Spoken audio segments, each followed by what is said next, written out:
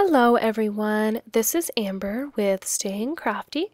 Today I have a stamped card for you. I'll be using this Christmas Emma stamp set from SP & Company Stamps. This is what it looks like. I've got some StazOn in Timber Brown, and when you use StazOn, there's this little plastic cover, and you're not supposed to throw that away. It helps keep your StazOn from drying out, so you're supposed to replace it every time. And I've just got my stamped image face up and I'm pressing the StazOn onto it. And I'm stamping it onto some watercolor paper from Stampin' Up! And this paper comes already pre-cut to the size that I'm using. It works great like for card fronts and stuff. It's nice, you don't have to cut it because it's really thick. And I'm going to be using Real Red, Bordering Blue, and Really Rust, along with an aqua painter. Those are all products from Stampin' Up! And this is how I'm going to be coloring in my little Emma. Alright, so you take the stamp pad and you squeeze the top and then you flip it open.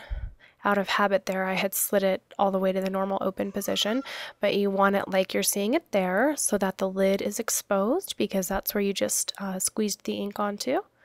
So now I am just using the aqua painter, and all I'm doing is just dipping it in that ink in the lid and just applying it. Then I wanted to make it darker.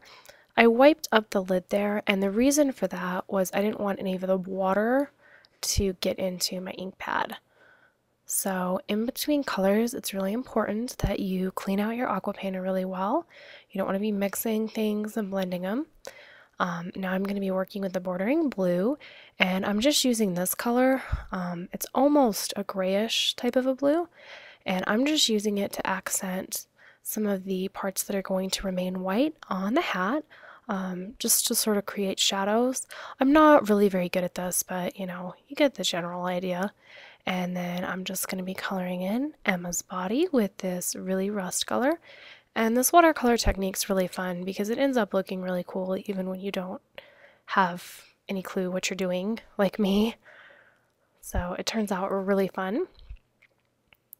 And now I'm going to be stamping a greeting from the same stamp set using the Real Red ink. And this one says, "'Tis the season." And it is important to stamp really firmly down onto this watercolor paper because it's got a very thick texture to it. So I'm going to stamp and press really firmly. There we go. And I'm just going to be layering this piece onto some die cuts with the View patterned paper. It's really pretty. I like to buy the big die cuts with the View stack, and this is one that was huge. It has like 120 sheets, but they're really, really thin. They're like patterned papers instead of their thicker cardstock that comes in their smaller stacks that have more like 48 sheets. So I'm just using one of the little thin patterned papers here. I'm going to layer up really nicely for the inside of my card. Alright, so I'm going to be creating a little window for just a little bit of Emma's face to peek out of for the front of the card. So here I'm using my circle cutter to determine the size circle that I need, and I'm going to do it at 1 5/8. And I put some repositionable adhesive on the back of the paper and then cut this circle. Okay, and then I'm just checking it, and I'm going to put it with some repositionable adhesive face up exactly where I want the window. And then I close the card front over it. And what this is going to do is give me the exact spot I want to cut my window. So I figured that was kind of a clever little trick. I don't know if there's an easier way to do it, but this seemed easy to me, so I went with it. So with my little circle in place there, I'm going to cut exactly around it using my circle cutter. It did move a little while I was cutting, but I was still able, once I got it started, I had the placement. So I just went ahead and kept pushing, and it worked fine. So there's my little circle window. And then I'm just going to adhere my inside part now that I've got the window perfectly. See? Shows right through the window. I've got this scalloped frame. You could use a punch to do this. I cut it out with my Cricut, but you could use whatever you wanted, and you can just use a circle cutter to get the right size circle in the center.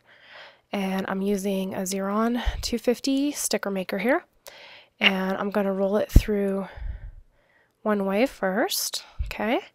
And now I'm going to flip it over and roll it through the other way. And with this shape, there's really not a definite back or a front. If there were, you want it facing the correct way first, I believe. I'm not sure now. Anyway, I'm just kind of rubbing off any of the excess sticky goopy parts, and I'm just using a bone folder, but you could pretty much use whatever you wanted.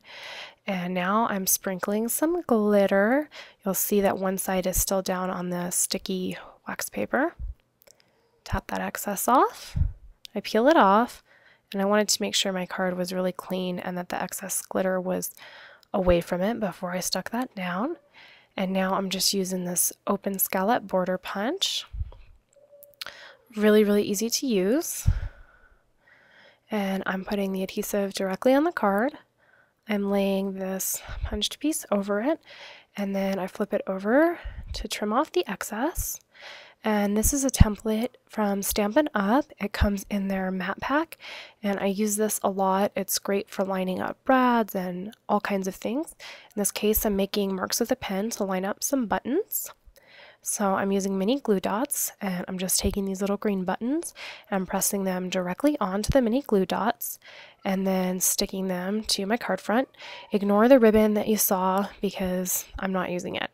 So I've got a satin ribbon here, and all I'm doing is marking how far down that ribbon comes so I know where to make a slit. And I'm just using this Fiskars fingertip craft knife to cut that slit right there. And it's a really cool little craft knife. I like it. Easy to use. So I went ahead and fed my ribbon through there, which ended up being off camera because I couldn't see what I was doing leaning over it. And I'm just putting just a touch of adhesive to help keep the ribbon from sliding around.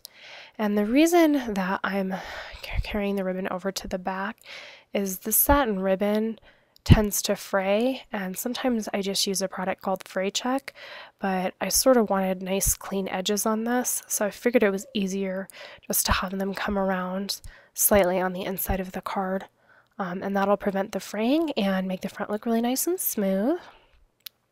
And as a finishing touch, all I'm going to do is go around the whole outer edge of the card, except for the part with the ribbon and the pattern paper. And I'm just going to draw a bunch of stitching lines using a Stampin' Write marker from Stampin' Up. So here is the finished front of the card. And here is a little close-up of the watercoloring on the inside. So thank you so very much for watching. I hope you have a wonderful and very crafty day. And if you're watching this on YouTube, please be sure and come by my blog and say hello.